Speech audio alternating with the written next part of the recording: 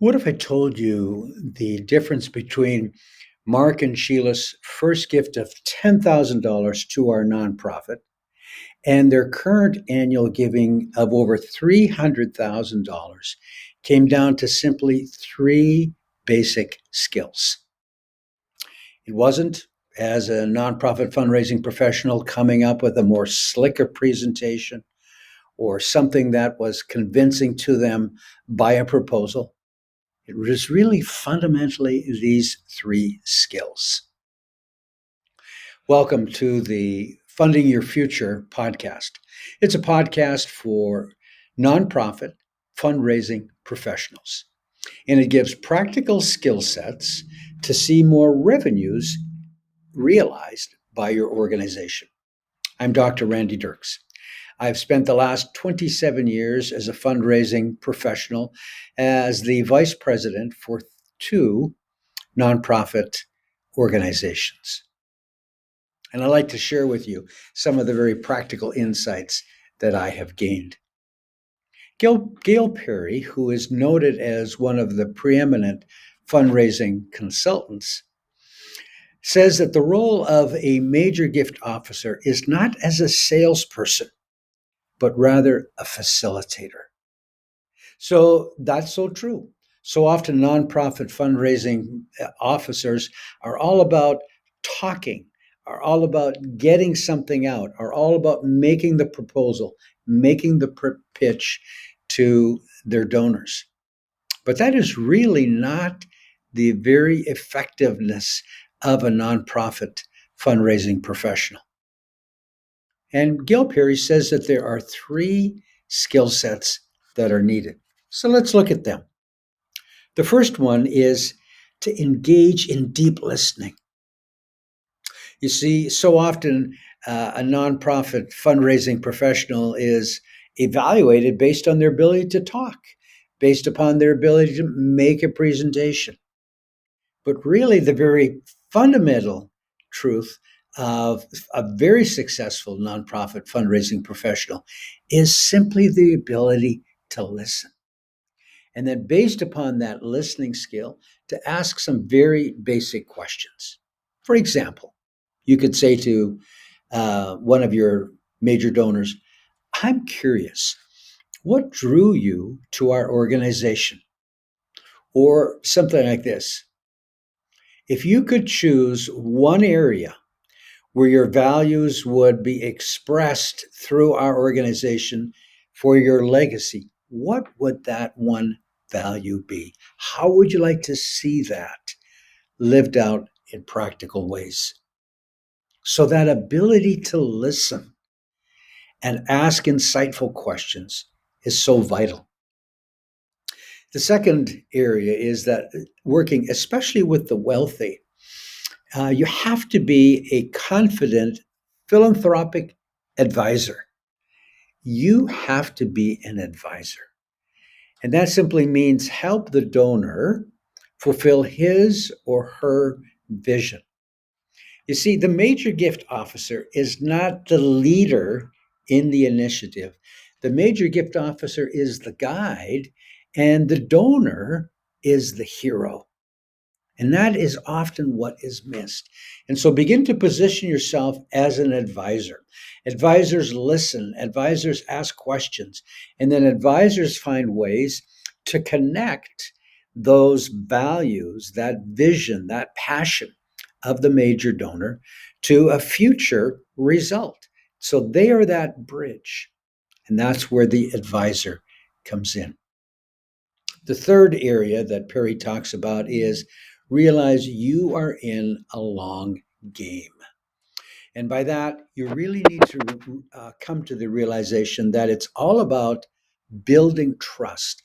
Trust doesn't happen over a short period of time. Trust takes often years to see a seven-figure gift being realized by a nonprofit. You know, imagine if a friend of yours called you up once every 3 years. Now, that really wouldn't be considered a faithful friend, or sent you a generic birthday card. Friendship is based upon consistent connection, engagement, dialogue, doing things together. That is what friendship is built upon. And that's why working with particularly very wealthy major gift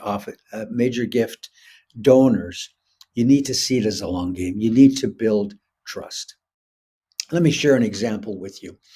We had a foundation, family foundation, that we began to get to know, and it was simply dialogue, connection, contacts. We really weren't even presenting proposals in those first few years. After that relationship was built, we then presented for a scholarship program in our university a $150,000 proposal. It's quite large, but we knew the family foundation had the potential to do that, and the gift was made. Then we began to build that relationship over the next year. We gave a report. We gave multiple reports of what their gift was accomplishing. We sent them handwritten notes. Our president put together a short video and sent it to the family foundation. We had visits with them. And so that was this whole matter of the long game, of engaging with the people. You see, donors have three problems they want to solve. And Donald Miller talks about this in his story brand focus. The first one is an external problem. And the external problem is that donors do not want to be perceived as an ATM cash machine, simply a transaction. That's the external problem. The internal problem is that the donor wants to come to the place of trusting the organization and won't give that major gift until that trust is in place. So trust needs to be that has to be felt, that has to be sensed. And then the third problem is a philosophical problem. The desire to use the donor's ability to make a very significant long-term impact that changes the trajectory. It moves beyond a transaction to transformational impact. So the donors want to see those problems resolved. And in the long game, the major gift officer is really the trusted guide. It's the donor that is the hero. It's the donor that the guide focuses on and begins, as I mentioned earlier, to be that bridge. So here is the donor's values, passion, vision, and then there's the nonprofit's goals and objectives that it wants to accomplish. It's transformational change. And so that major gift officer becomes the bridge between those two areas, helping the donor fulfill his or her values and passion through the vision of the nonprofit. So here are three very simple, basic skill sets that helped move the dialogue with Mark and Sheila from that first $10,000 gift to now making annual gifts of $300,000. So the ability to listen, uh, to engage in deep listening, to see yourself as an advisor to the individual of wealth, and then third, to participate in the long game. So here is your assignment.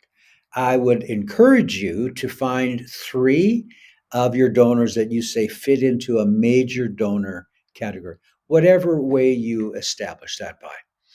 And then during this week, begin to look at these three ways in which you can engage with that donor. The ability to be a very effective listening, to have some basic questions that you can ask, to be an advisor, and then to take the long game version with that person and not simply think you need to get that proposal out the door, but really be that bridge. And it takes some time to build trust with that person.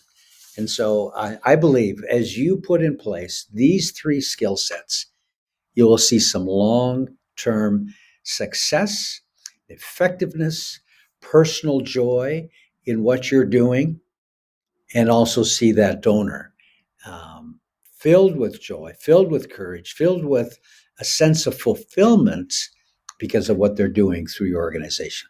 Thanks for listening.